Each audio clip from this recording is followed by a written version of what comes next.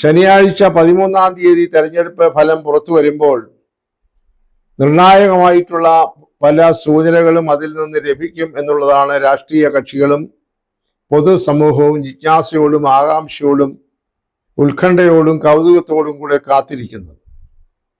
അതിൻ്റെ പ്രധാനമായ കാരണം 4 മാസങ്ങൾ കൂടി കഴിയുമ്പോൾ കേരള നിയമസഭയിലേക്കുള്ള തെരഞ്ഞെടുപ്പ് നടക്കാൻ പോവുകയാണ്. അതുകൊണ്ട് ഈ തദ്ദേശ സ്വയംഭരണ സ്ഥാപനങ്ങളിലേക്കുള്ള തെരഞ്ഞെടുപ്പിനെ ഒരു സെമി ഫൈനൽസ് ആയിട്ടൊക്കെ വിശേഷിപ്പിക്കുന്ന ഒരു സാഹചര്യം കൂടെ ഇപ്പോൾ നിലനിൽക്കുന്നുണ്ട്. ഇത് നൽകുന്ന സൂചനകൾ അനുസരിച്ചായിരിക്കാം ഒരു പക്ഷേ നിയമസഭാ തെരഞ്ഞെടുപ്പിൻ്റെയും ഫലമെന്ന് കാണുന്ന രാഷ്ട്രീയ പ്രവർത്തകരും നേതാക്കന്മാരും രാഷ്ട്രീയ ചിന്തകന്മാരും ഒക്കെ ഉണ്ട്. അതെപ്പോഴും ശരിയായിക്കൊള്ളണമെന്നില്ല.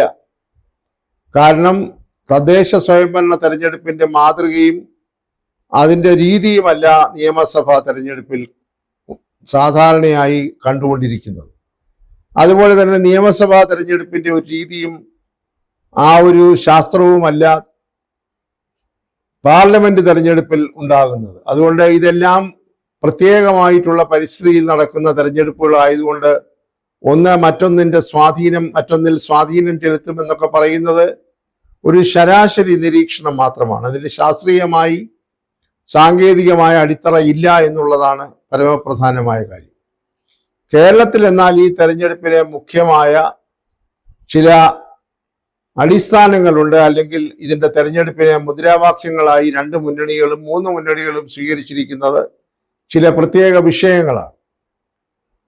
നിലവിലിരിക്കുന്ന ഇടതുപക്ഷ സർക്കാരിനെ സംബന്ധിച്ചിടത്തോളം അവർ ഊന്നൽ നൽകുന്നത് അവർ കഴിഞ്ഞ 10 വർഷമായി കേരളത്തിൽ ഭരണത്തിലിരുന്നുകൊണ്ട് നടത്തിയ വികസന പ്രവർത്തനങ്ങളാണ്.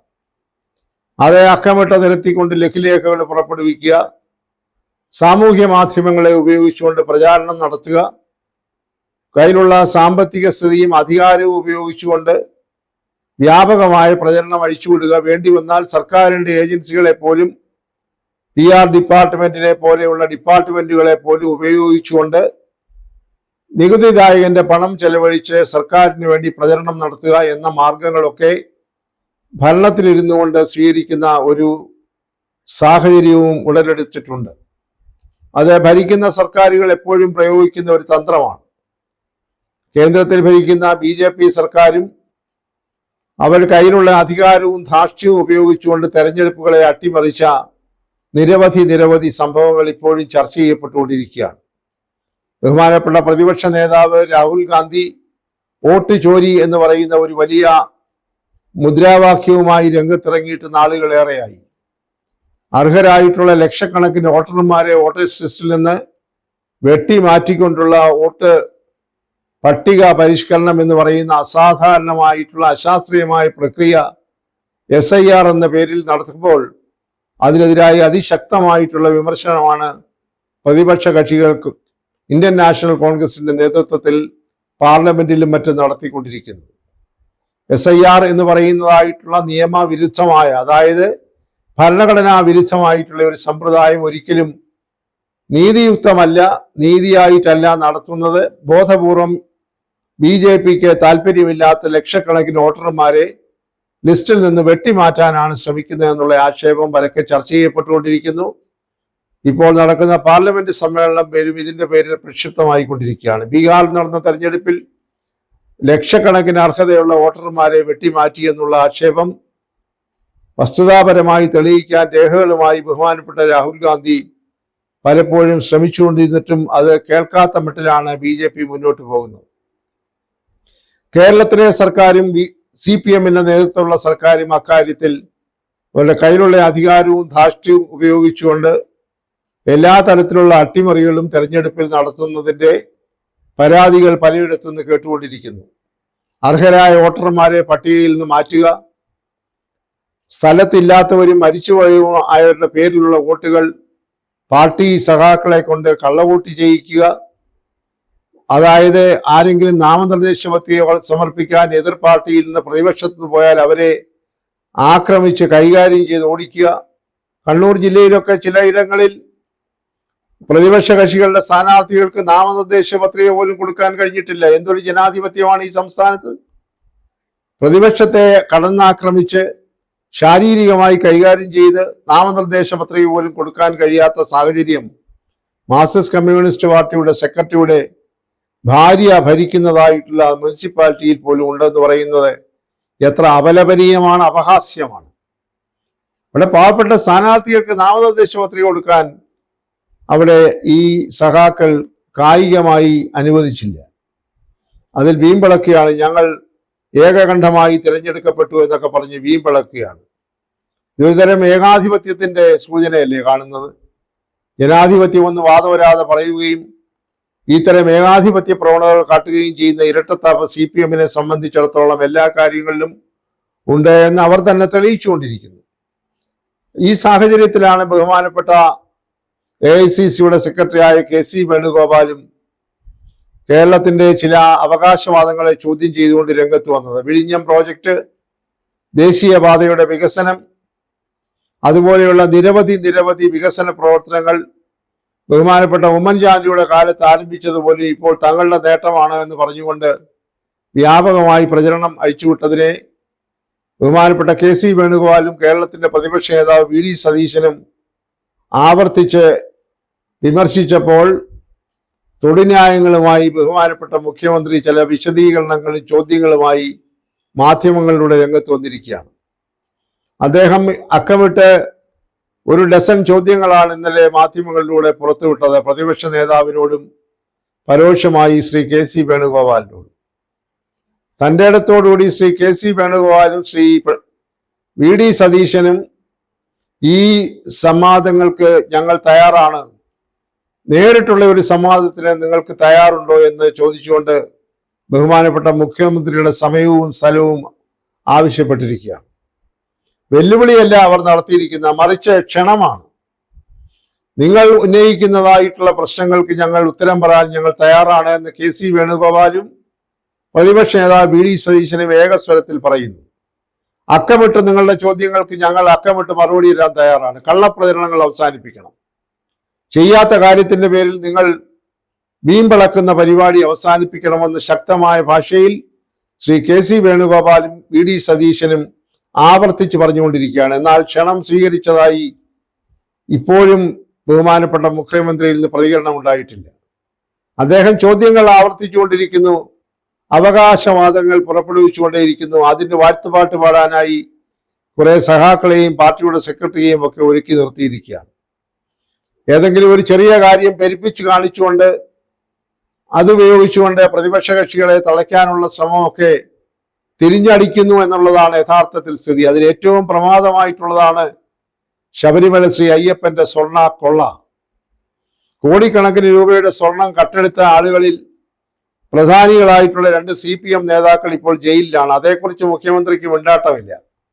അതിലൊരാൾ മുൻ MLA ആണ്, പാർട്ടിയുടെ സംസ്ഥാന കമ്മിറ്റിയിൽ അംഗമായിരുന്ന ആളാണ്. മറ്റൊരാൾ ദേവസ്വം ബോർഡിന്റെ CPM-ന്റെ പ്രതിനിധിയായി പ്രസിഡന്റായിരുന്നയാളാണ്. അവരിപ്പോൾ ജയിലിൽ കിടക്കുകയാണ്. അവയെക്കുറിച്ചൊന്നും ബഹുമാനപ്പെട്ട മുഖ്യമന്ത്രിക്ക് ഒന്നും പറയാനില്ല. അവരെല്ലാം ഇഷ്ടപുത്രന്മാരാണ്. അദ്ദേഹത്തിന്റെ ഇടത്തും വലത്തുമൊക്കെ ഇരിക്കുന്ന ആളുകൾ നിരവധി സ്ത്രീ പീഡന കുറ്റങ്ങൾക്ക് പോലും ആക്ഷേപത്തിനും ആരോപണത്തിനും വിധേയരായിട്ടുള്ളവരാണ്. പാർട്ടിയിലുള്ള ഉന്നതന്മാരായ നേതാക്കന്മാർ സ്ത്രീ പീഡനത്തിന്റെ പേരിൽ എത്ര ഇപ്പോഴും ആരോപണത്തിന്റെ മുൻനിരയിൽ നിൽക്കുന്നു. അതൊന്നും കാണാതെ ഇപ്പോൾ ഏതെങ്കിലും ഒരു MLA രാഹുൽ മാങ്കൂട്ടത്തിൽ എന്ന് പറയുന്ന തുറുപ്പ് ചീട്ടുമായി മുഖ്യമന്ത്രി നാട് മുഴുവൻ നടന്ന് പ്രചരിപ്പിക്കുകയാണ്.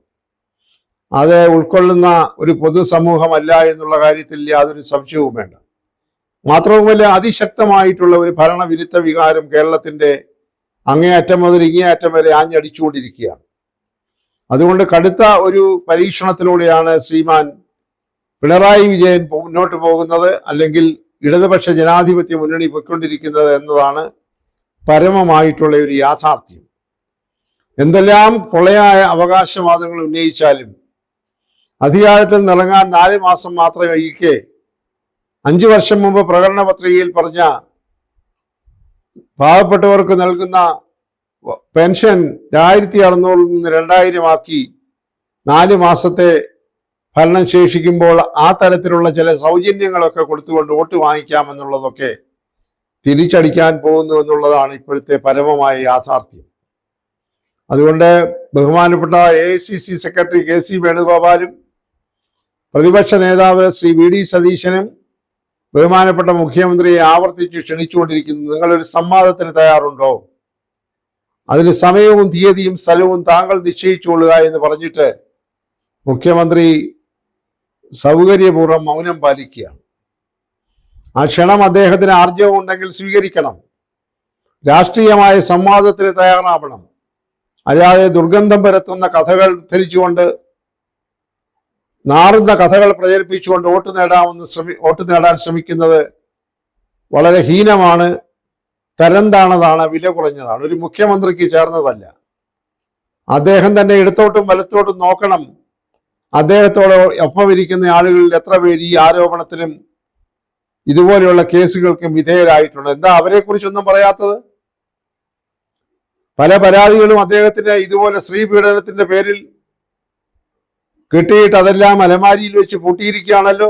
ആ തരത്തിൽ സമ്മർദ്ദം ഉപയോഗിച്ചുകൊണ്ട് വോട്ടുകൾ നേടാമെന്നൊക്കെ വിചാരിച്ചാൽ, അല്ലെങ്കിൽ സൗജന്യങ്ങൾ കൊടുത്ത് വോട്ട് നേടാമെന്നൊക്കെ വിചാരിച്ചാൽ അതൊക്കെ തിരിച്ചറിയുന്ന ഒരു പൊതുസമൂഹം കേരളത്തിലുണ്ട് എന്ന കാര്യം വിസ്മരിക്കരുത്. ഏതായാലും കേരളത്തിലെ ഇപ്പോഴത്തെ ഈ തദ്ദേശ സ്വയംഭരണ തെരഞ്ഞെടുപ്പിൽ പൊള്ളയായ അവകാശവാദങ്ങളും അതുപോലെ തന്നെ അധികാരത്തിന്റെ ഒരു ധാർഷ്ട്യം ഉപയോഗിച്ചുകൊണ്ട് മറ്റുള്ളവരെ പരിഹസിക്കുന്നതും കള്ളപ്രചാരണങ്ങൾ നടത്തുന്നതും നികുതിദായകന്റെ പണം ഉപയോഗിച്ചുകൊണ്ട് സദസ്സ് നടത്തി മഹാസംഗമം നടത്തി ആളുകളെ പറ്റിക്കുന്നതും ഒന്നും ഇനിയും വിലപ്പോവുകയില്ല എന്ന് തിരിച്ചറിയുന്നത് ഇടതുപക്ഷ ജനാധിപത്യ മുന്നണിക്ക് നല്ലതാണ്.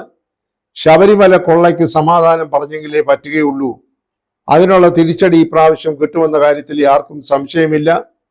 അതുകൊണ്ട് മാന്യമായി രാഷ്ട്രീയ സംവാദത്തിന് തയ്യാറാകാൻ മുഖ്യമന്ത്രി മുന്നോട്ട് വന്ന് ശ്രീ VD സതീശന്റെയും KC വേണുഗോപാലിന്റെയും ക്ഷണം സ്വീകരിക്കണം. സ്ഥലവും സമയവും നിശ്ചയിച്ചുകൊണ്ട് സംവാദത്തിന് തയ്യാറാകണം. അതിനുള്ള ആർജവമാണ് ബഹുമാനപ്പെട്ട മുഖ്യമന്ത്രി കാട്ടേണ്ടത്. അത് കാട്ടുമെന്നതിനെയാണ് പൊതുസമൂഹം പ്രതീക്ഷിക്കുന്നതും ആഗ്രഹിക്കുന്നതും. ഏതായാലും നേരത്തെ പറഞ്ഞ പോലെ മലീമസമായിട്ടുള്ള ദുർഗന്ധപൂരിതമായിട്ടുള്ള വില കുറഞ്ഞ ആരോപണങ്ങൾ നിർത്തിവെച്ചുകൊണ്ട് അന്തസ്സും മാന്യതയുമുള്ള രാഷ്ട്രീയ സംവാദത്തിലേക്ക് പോകാൻ ഇടതുപക്ഷ ജനാധിപത്യ മുന്നണിയുടെ സെക്രട്ടറിയും മുന്നണിയുടെ കൺവീനറും CPMന്റെ സെക്രട്ടറിയും ബഹുമാനപ്പെട്ട മുഖ്യമന്ത്രിയും ഒക്കെ മുൻനിര നേതാക്കന്മാരൊക്കെ തയ്യാറാകണം. പിന്നില നേതാക്കന്മാർ ഇപ്പോൾ ഒന്നിനു പുറകെ ഒന്നായി അഴിക്കുള്ളിലാണ്. അതുകൊണ്ട് മുൻനിര നേതാക്കന്മാരെങ്കിലും കുറെ കൂടെ ആർജവം കാട്ടി ഇത്തരം വെല്ലുവിളികളെ അല്ലെങ്കിൽ ക്ഷണത്തെ സ്വീകരിക്കണമെന്നാണ് പൊതുസമൂഹം ആഗ്രഹിക്കുന്നത്.